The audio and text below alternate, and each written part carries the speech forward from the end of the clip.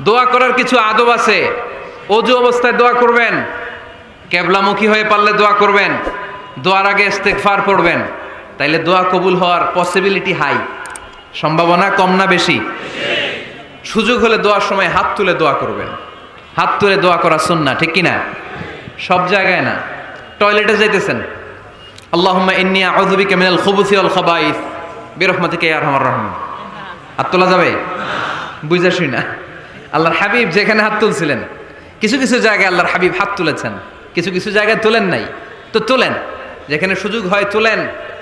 আল্লাহর হাবিব সাল্লাল্লাহু আলাইহি সাল্লাম যখন হাত তুলতেন, হাতের তালুগুলো আকাশের দিকে করে রাখতেন এইভাবে। এজন্য আল্লাহর হাবিব বলতেন, ইযা সাআলতুমুল্লাহ ফাসআলুহু বিবুতুনি আকুফিকুম। যখন আল্লাহর কাছে চাইবে, হাতের তালু দুইটা এরকম উঁচু করে আল্লাহর কাছে চাও। সুবহানাল্লাহ পড়েন। আমরা তো শুধু এতটুকু চলি, আরাফার ময়দানে বিশ্বনবী চাইতে চাইতে